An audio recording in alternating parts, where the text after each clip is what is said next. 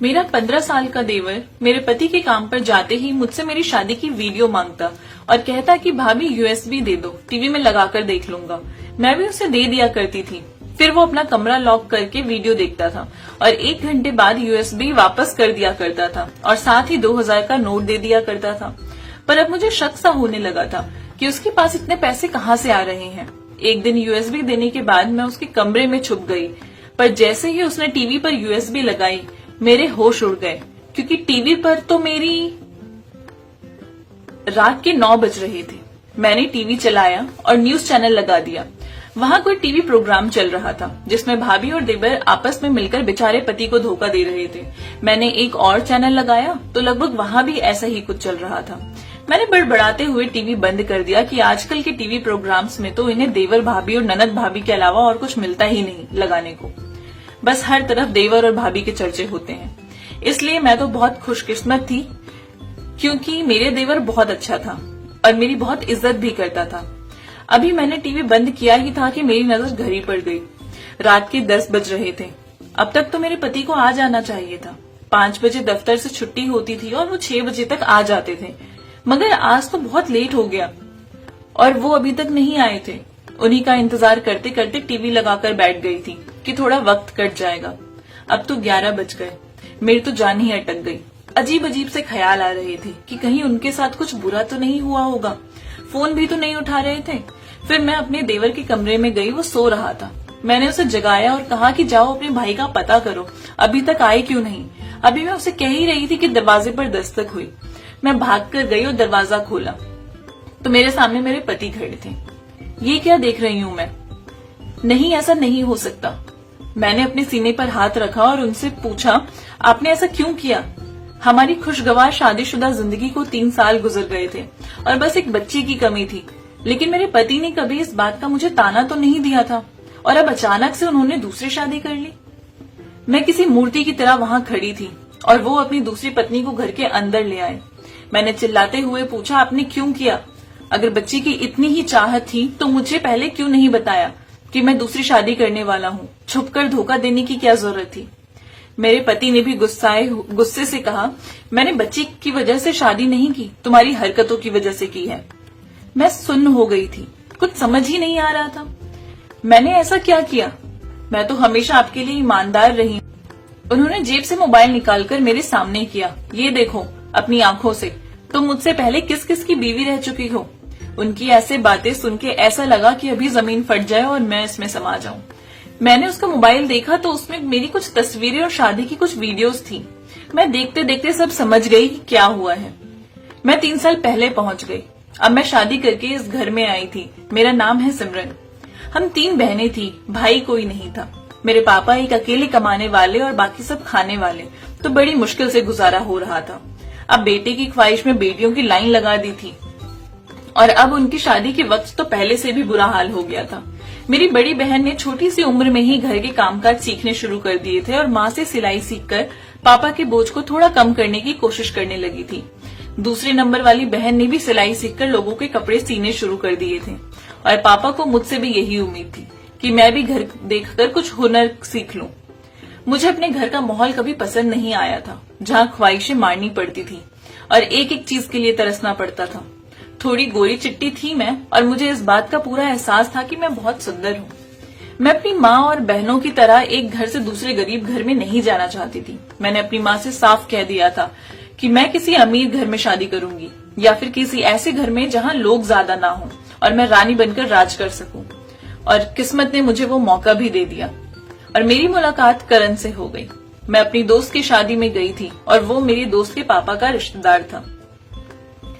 उसकी खूबसूरत पर्सनालिटी के पीछे बहुत लड़कियां मरती थी, मगर मैंने अपनी दोस्त से साफ कह दिया था कि तुम मेरी बात करवाओ इससे।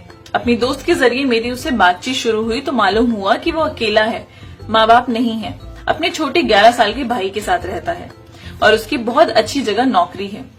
मैंने सोचा मुझे इससे बढ़कर फिर कोई अच्छा रिश्ता नहीं मिलेगा। यूं मेरी दोस्त ने उसको मेरे लिए कह के हमारे घर रिश्ता लेके भेज दिया था और उसका छोटा 11 साल का भाई भी साथ था। मुझे वो छोटा सा लड़का जो मेरा देवर बनने वाला था बिल्कुल अच्छा नहीं लगा, क्योंकि उसके शक्ल पर साफ नजर आ रहा था कि वो अपने भाई की शादी से खुश नहीं है। मैंने सोचा बच्चा है, इससे प्यार से पेश आऊंगी तो वो मान जाएगा। मेरी शादी हो गई। अभी मेरे पति कमरे में आए ही थे कि उसके भाई की चीख सुनाई दी। हम भाग कर बाहर गए तो वो सीढ़ियों से गिरकर चोट लगा बैठा था। मेरे पति उसे हमारे ही कमरे में ले आए थे और बाकी की सारी रात वो अपने भाई की देखभाल में लगे रहे और मैं जलती रही। मुझे समझ आ रहा था कि वो लड़का अपने भाई की शादी से खुश नहीं है। उससे अपना भाई शेयर करना बर्दाश्त नहीं हो रहा था। धीरे धीरे मेरे पति को भी यह बात समझ में आ गई, मगर उन्होंने मुझे समझाया कि छोटा बच्चा है, तुम इसे प्यार से हैंडल करोगी तो वो तुम्हारे साथ ठीक हो जाएगा। मेरा भगवान जानता है कि मैंने पूरे 2 साल अपने देवर के नखरे उठाए और हर मुमकिन कोशिश की कि वो मुझे स्वीकार कर ले, मगर वो उल्टा अपने भाई से मेरी उल्टी सीधी शिकायतें लगाने लगा था। और मैंने भी सोच लिया था कि बस अब बहुत अच्छा बनकर देख लिया, अब इसे मैं निकलवा कर ही रहूंगी। मैंने अपने पति के कान भरने शुरू कर दिए कि आपके भाई की दोस्ती अपनी उम्र के बड़े लड़कों से होने लगी है। कल मैंने उसे सिगरेट पीते भी देखा था। मैंने खुद ही सिगरेट का एक डब्बा उसके स्कूल बैग में छुपा दिया और मेरे पति ने जब ढूंढने के लिए उसका स्कूल बैग खोला तो उसमें से सिगरेट की डिबिया निकली। मेरा देवर बोलने लगा कि वो मेरी नहीं है, मगर मेरे पति ने उसकी एक ना मानी और उसे घर से दूर बोर्डिंग स्कूल में दाखिल करवा दिया। वो रोता रहा, मगर उसकी अच्छी पढ़ाई के लिए मेरे पति ने उसे शहर भेज दिया था। अब वो 2 साल से नहीं था और मेरी जिंदगी तो जैसे स्वर्ग बन गई थी। कोई परेशानी और कोई झंझट नहीं, बस सुकून ही सुकून। मैं खुश थी कि 6 साल वो वहीं रहेगा। शुरू में तो उसने छुट्टियों में घर आने से भी मना कर दिया था, और सच कहूं तो मैं खुश भी थी कि अच्छा ही है। मुझे उम्मीद थी कि अगले साल भी नहीं आएगा, मगर मेरी उम्मीदों पर पानी फिर गया। इस बार की छुट्टियों में घर आ गया वो। मैंने पूरे 2 साल बाद उसे देखा था। 15 साल का तो लगता ही नहीं था, अपनी उम्र से 2 साल बड़ा ही लगता था। मुझे मालूम था कि अब की बार वो घर आया है तो जरूर फिर से मेरे खिलाफ मुंह खोलेगा और अपने भाई को भी मेरे खिलाफ करने की कोशिश करेगा। मगर मैं उस वक्त हक्की बक्की रह गई जब उसने अपने पिछले किए की मुझसे माफी मांगी और पहले की तरह बदतमीज भी नहीं लग रहा था।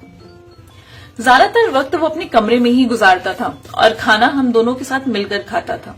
मेरे पति भी उसकी बदलती हुई आदत से बहुत खुश थे। एक दिन वो मेरे पास आया और मुझे कहने लगा, भाभी अपनी शादी की वीडियो दीजिएगा, मुझे देखनी है। उस वक्त तो देखी नहीं, अब दिल कर रहा है कि देखूं। मैंने कहा वो तो यूएसबी में है। कहने लगा, हाँ तो यूएसबी टीवी पर लगाकर देख लूंगा। मुझे कैसे एतराज हो सकता था। मैं अपने कमरे में गई और उसे यूएसबी लाकर दे दी। उसने मुझसे वो यूएसबी ले ली और अपने कमरे को लॉक लगाकर देखने लगा। मैंने इतना ध्यान भी नहीं दिया था और अपने कामों में लगी रही। 1 घंटे बाद अपने कमरे से बाहर निकल आया और मुझे यूएसबी देकर थैंक यू कहा और साथ ही 2000 का एक नोट भी मुझे पकड़ा दिया। मैंने हैरानी से पूछा कि ये किस लिए, तो कहने लगा कि आप मेरी भाभी हैं इसलिए, और कमरे में चला गया। जबकि मैं तो दंग रह गई थी कि ये तो बहुत बड़ी बात थी कि वो इस कदर बदल गया। अब वो शाम का खाना बनाने में मेरी मदद भी कर देता था।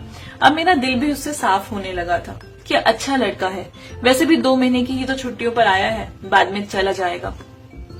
अगले दिन फिर से मेरे पति के काम पर जाने के बाद मुझसे यूएसबी मांगी। मैंने हैरत से पूछा, कल भी तो दी थी। तो कहने लगा, भाभी 1 घंटे में कहाँ पूरी देखी जाती है, मेरे पास सिर्फ 1 घंटा होता है और फिर मुझे पढ़ाई भी तो करनी होती है, इसलिए रोज थोड़ी थोड़ी देख करके देख लूंगा। उस रोज भी वो कमरा लॉक करके बैठा रहा। 1 घंटे बाद यूएसबी वापस की और साथ ही फिर से 2000 का नोट भी दिया। मैंने उसे देखते हुए बेहद हैरानी से कहा कि ये 2000 किस लिए? कहने लगा, आपके लिए भाभी, आप मेरा इतना ख्याल रखती हैं, इतनी परवाह करती हैं, बस इसलिए आप प्लीज इसे रखो। भाई के ही पैसे हैं जो उन्होंने मुझे दिए थे। अब अगर आप भाई को बता देंगे तो वो फिर आपसे लेकर मुझे दोबारा दे देंगे, इसलिए भाई को सोच समझकर ही बताइएगा। मेरे पति ने मेरे लिए कोई कमी नहीं छोड़ी थी, मगर उसके बावजूद मैं लालच में आ गई। वो अब रोजाना ऐसे ही करता। मेरे पति के काम पर जाने के बाद यूएसबी मांगता और कमरा लॉक कर लेता। 1 घंटे बाद यूएसबी के साथ 2000 का नोट भी दे दिया करता था और कहता था कि भाभी इन पैसों को संभालती जाओ और जब बहुत सारे इकट्ठे हो जाएंगे तो फिर शॉपिंग पर जाइएगा। मुझे कभी कभी शक भी होता था कि ये इतने पैसे कहाँ से लाता है। मेरे पति इतने भी मेहरबान नहीं है कि उसे हर रोज जेब खर्च के लिए दे दे। फिर कौन देता है? 1-2 बार मैंने उसे एटीएम कार्ड जेब में डालकर बाहर जाते देखा था। शायद उसने अपना कोई अकाउंट बना लिया था या फिर वो मेरे पति के अकाउंट से पैसे निकाल रहा था। मेरी समझ में नहीं आ रहा था, क्योंकि अगर पैसे मेरे पति के अकाउंट से निकाल रहा होता तो मेरे पति को अब तक पता चल जाता। अब मुझे उसका कमरा लॉक करके शादी की वीडियो देखने भी शक में डाल रहा था। मैंने 1-2 बार कमरा खुलवाने की कोशिश की थी, मगर उसने दरवाजा नहीं खोला और पूरे घंटे भर बाद ही खोला और कहने लगा कि भाभी, जब मैंने कमरा बंद किया होता है तो दरवाजा मत खटखटाया करो। अब तो मेरा शक यकीन में बदल गया कि कुछ तो गड़बड़ है। क्या है कमरे में? और सबसे बड़ा सवाल ये कि इसके पास इतने पैसे आते कहां से हैं जो ये मुझे दे देता है। मैंने फैसला कर लिया कि मुझे मालूम करना ही होगा कि ये सारा चक्कर है क्या, आखिर ये क्या छुपा रहा है। वो अगले दिन शाम के वक्त घर से बाहर निकला तो मैं भी उसके पीछे पीछे गई। देखो तो सही कहाँ जा रहा है। वो बैंक गया था। मैं बैंक देखकर हैरान रह गई कि यहाँ ये क्या कर रहा है। उसकी तो उम्र भी इतनी नहीं कि उसका अपना अकाउंट बना हुआ हो, और अगर बना भी हो तो कमाता भी नहीं है जो इस तरह आकर पैसे निकलवाए। ये सब क्या था? मेरा तो सर चकराने लगा। बैंक से सीधा वो घर आया था और कुछ देर बाद यूएसबी लेकर अपने कमरे में चला गया। मैंने कमरे के बंद दरवाजे से कान लगाए। शादी की वीडियो थी, उसके बैकग्राउंड म्यूजिक नहीं था। अगर वो वीडियो देख रहा था तो म्यूजिक की आवाज भी आनी चाहिए थी, मगर कमरे के अंदर तो सन्नाटा था, जैसे कोई कमरे में भी है भी या नहीं। अब तो मैंने पक्का फैसला कर लिया कि मुझे खुद अंदर जाकर देखना होगा कि वो करता क्या है। मैंने प्लान बनाया कि मुझे क्या करना है। अगले दिन उसने शादी की वीडियो मांगी तो मैंने उसे यूएसबी दे दी। इससे पहले कि वो कमरे में जाकर बंद होता, मैंने कहा, मेरी तबीयत ठीक नहीं है, मैं सोने जा रही हूँ, जब उठूंगी तो यूएसबी दे देना। कहने लगा, ठीक है भाभी। मैंने कहा, अच्छा जाओ जरा बाहर जाकर देखो, दरवाजे पर दस्तक हुई है। वो जैसे ही बाहर वाले गेट की तरफ बढ़ा, मैं जल्दी से उसके कमरे में आ गई और सोफे के पीछे छुप गई। उसने आवाज दी, भाभी गेट पर कोई नहीं था, और अपने कमरे में आकर दरवाजा लॉक कर लिया। मैं ऊपर देखने लगी थी कि वो क्या करने वाला है। उसने अपना कंप्यूटर ऑन किया। कुछ देर वो अपने कंप्यूटर पर लगा रहा और टीवी पर एक शादी की वीडियो चलने लगी। उस वीडियो को देखकर मेरे तो होश उड़ गए, क्योंकि वहां टीवी पर दुल्हन तो मैं ही नजर आ रही थी, लेकिन दूल्हा कोई और था, रिश्तेदार कोई और थे। शादी का सारा सेटअप भी कुछ और ही था। मेरे कुछ समझ नहीं आया कि क्या हो रहा है, ये कैसे मुमकिन था। मैं इस तरह किसी और वीडियो में मैंने उस वक्त अपनी जगह छोड़ी और उसकी तरफ देखा। वो मुझे अपने कमरे में देखकर घबरा गया। बोला, आप यहाँ मेरे कमरे में? मैंने कहा, हाँ तुम्हारे कमरे में, क्योंकि मुझे शक हो रहा था कि तुम अपने कमरे में घंटा भर लॉक लगाकर क्या करते हो, इसलिए आज यहाँ छुप गई कि देख सकूं, और मैंने देख भी लिया। मैंने टीवी की तरफ इशारा करते हुए कहा, ये सब क्या चल रहा है? क्या ड्रामा है? ये मुझे जल्दी से बताओ, वरना मैं अभी तुम्हारे भाई को कॉल करके बुला लूंगी। वो जल्दी से कहने लगा, नहीं नहीं भाई को मत बताइएगा, मैं आपको सब बताता हूँ। मैं असल में वीडियो एडिटिंग सीख रहा हूँ। भाई को और आपको सिर्फ इसलिए नहीं बताया क्योंकि भाई गुस्सा करते हैं कि पहले पढ़ाई कर लो। बोर्डिंग स्कूल में बहुत से लड़के एडिटिंग करते थे, तो उनको देख देख कर मुझे भी शौक होने लगा और मैं भी सीखने लग गया। हम लोग सिर्फ शौकिया करते थे, मगर फिर वीडियो एडिटिंग के प्रोजेक्ट मिलने लगे और हमें इसके बदले पैसे मिलने लगे। मैंने कहा, वो सब तो ठीक है, मुझे ये बताओ कि मेरी शादी की वीडियो क्यों मांगते थे तुम? उसे भी एडिट कर रहे थे ना? कहने लगा, मैं ज्यादा कुछ नहीं कर रहा था, बस दूल्हा और दुल्हन के चेहरे बदल रहा था। मुझे शादी की वीडियो एडिटिंग करने का प्रोजेक्ट मिला था। काम बस इतना था कि किसी की भी शादी की वीडियो एडिट करके उसमें दूल्हा दुल्हन के चेहरे बदल देने थे। मैं बस यही कर रहा था। आपकी शादी की वीडियो एडिट करके वीडियो बना लेता था और बहुत सारे पैसे मिलते थे, जिनमें से आधे मैं आपको दे देता हूँ। अभी आप जो देख रही हैं टीवी पर, इसमें से मैंने सब कुछ बदल कर लिया है, बस आपकी जगह किसी और दुल्हन का चेहरा लगाना है, फिर ये तैयार हो जाएगी। मैं कुछ कुछ समझ रही थी, लेकिन कुछ ऐसा था जो मेरी समझ में बिल्कुल नहीं आ रहा था। वो कहने लगा, भाभी इसमें कुछ गलत नहीं है, ना ही मैं गलत कर रहा हूँ। लोग इतनी महंगी महंगी शादी की वीडियोस नहीं बनवाते, क्योंकि फोटोग्राफर और मूवी मेकर लेते हैं, इसलिए 10-15 हजार देकर वो किसी की भी शादी की वीडियो में अपने चेहरे लगवा लेते हैं। मेरे पास तो किसी की शादी की वीडियो नहीं थी। आपकी शादी का ख्याल आया तो मैंने सोचा क्या आपसे वीडियो ले लेता हूँ। प्लीज भाई को मत बताइएगा। मैं पढ़ाई भी तो करता हूँ, अकाउंट भी किसी और के नाम पर है, मगर मैं इस्तेमाल करता हूँ। उसकी सारी बातें सुनकर मैं बाहर आ गई। जो कुछ बता रहा था वो सब कुछ टीवी स्क्रीन पर नजर आ रहा था। उसने मेरी जगह किसी और दुल्हन का चेहरा एडिट करके मुझे दिखाया था और तसल्ली करवाई थी।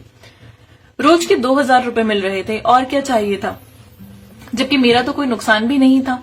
मगर जाने दिल को क्यों तसल्ली नहीं मिल रही थी। कुछ गलत होने का खटका दिल को सता रहा था। यूं ही दिन गुजरने लगे। मैंने नोटिस किया कि अब ना जाने क्यों मेरे पति का रवैया कुछ बदलने लगा था। अब वो मुझसे बात भी नहीं करते थे, काम से आते ही सो जाते थे। मैंने सोचा कि काम का प्रेशर होगा इसलिए ज्यादा सीरियस नहीं लिया, मगर अब पति के साथ खड़ी उनकी दूसरी बीवी को देखकर मैं सन्न रह गई थी। मैंने क्या किया है? मेरे पति ने मेरे सामने मोबाइल किया और कहा, मुझे तुमसे ये उम्मीद नहीं थी, तुम मुझसे पहले भी शादीशुदा रह चुकी होगी। मुझे तुम्हारी पहली शादी के सारे सबूत मिल चुके हैं। मैंने मोबाइल में वीडियो देखी तो कदमों तले जमीन निकल गई। ये तो वही वीडियो थी जो उस दिन मैंने अपने देवर के कमरे में देखी थी, जिसे वो एडिट कर रहा था। मेरे पति के मोबाइल में काफी सारी शादी की वीडियोस थी, जिसमें दुल्हन मैं बनी हुई थी और वो उसे किसी अनजान नंबर से सेंड हुई थी। मैं रोते हुए बोली, ये मैं नहीं हूँ, ये आपके भाई ने एडिटिंग की है, उसका काम है। रोज मुझसे शादी की वीडियो मांगता था, उसी ने किया है, मेरा कोई कसूर नहीं है। मेरे पति ने मेरे देवर को बुलाया तो वो आकर सिरे से ही मुकर गया कि मैंने कुछ नहीं किया, मुझे तो वीडियो बनाना नहीं आता, एडिटिंग कैसे करूंगा। मैं बहुत सहम गई। उसने एकदम रंग बदला था। मैंने अपने पति को यकीन दिलाने की बहुत कोशिश की, कहा कि तस्वीरें और वीडियो झूठ हैं। आप सुबह मोहल्ले में जाकर किसी से भी पूछ लीजिएगा, इस वीडियो का भी मालूम करवाएंगे तो पता चल जाएगा कि ये नकली है। ठीक है, मैं सुबह सब बताऊंगा। अगर तुम सच्ची निकली तो ठीक है, वरना मेरे घर में तुम्हारे लिए कोई जगह नहीं होगी। वो अपनी दूसरी बीवी को लेकर कमरे में चले गए। मैंने अपने देवर की तरफ देखकर पूछा, क्यों किया तुमने ये सब मेरे साथ? कहने लगा, आपने क्या किया वो भूल गई। मैं अपने भाई से कितना प्यार करता था, मगर आपने भाई के दिल में मेरे खिलाफ जहर भर दिया। इतना शुक्र है कि मुझे एडिटिंग आती थी। मैंने कहा, तुम क्या समझते हो कि नकली वीडियो बनाकर तुम मुझे मेरे पति की जिंदगी से निकाल दोगे? सुबह जब वो तहकीकात करेंगे तो उन्हें सब सच सामने आ जाएगा। वो हंसने लगा। मैं जानता हूँ सब सच सामने आएगा। इसके बाद मेरा भाई आपसे माफी भी मांगेगा, मगर एक काम है जो वो कभी नहीं करेगा, वो अपनी दूसरी बीवी को नहीं छोड़ेगा। मेरा भाई इतना अच्छा है कि वो दूसरी भाभी की जिंदगी तबाह नहीं करेगा। फिर आप भी उसी तकलीफ से गुजरेंगे जिससे मैं गुजरा था। आपको भी भाई को शेयर करना पड़ेगा। और हाँ, जो पैसे मैं आपको देता रहा हूँ ना, वो आपके ही एटीएम से किसी और बैंक के जरिए निकलवा पा रहा हूँ। मैंने रोते हुए कहा, तुम्हारी इतनी उम्र नहीं जितनी बड़ी साजिश तुम रच गए। वो हंसते हुए कहने लगा, भाभी बोर्डिंग स्कूल में भी तो आपने ही भेजा था, मैं ये सब कुछ वहीं से सीखा हूँ। मैं तो मासूम था, मुझे इस हद तक आप लेकर आई हैं। मेरी तो छुट्टियां तो खत्म हो गई हैं, मैं कल चला जाऊंगा। कल अगर भाई को मालूम हो भी जाए कि ये सब मैंने किया है तो क्या होगा? वो नाराज हो जाएंगे, लेकिन कभी ना कभी तो मुझे माफ कर ही देंगे। आपसे भी माफी मांग लेंगे। आपका तो नुकसान हो गया ना, अब आपको भी भाई को शेयर करना पड़ेगा। अब वो वापस चला गया था। उसने जैसा कहा था बिल्कुल वैसा हुआ। मेरे पति को सच्चाई पता चल गई। उसने मुझसे माफी मांगी, लेकिन अपने जज्बात में लिए हुए फैसले से तो वो दूसरी शादी कर ही चुके थे और उस लड़की को अब तलाक नहीं दे सकते थे, क्योंकि उसका कोई कसूर ही नहीं था। मेरे देवर ने ठीक कहा था। अब मुझे सारी जिंदगी अपने पति को शेयर करना पड़ेगा। वो मुझसे अपना बदला ले चुका था और मेरे पास अब पछताने के सिवा और कुछ नहीं था। अगर आपको हमारी आज की कहानी पसंद आई है तो इस वीडियो को लाइक करें और ज्यादा से ज्यादा शेयर कीजिए। चैनल को सब्सक्राइब करना मत भूलिएगा। मिलूंगी आपसे नई वीडियो के साथ, तब तक के लिए बाय बाय।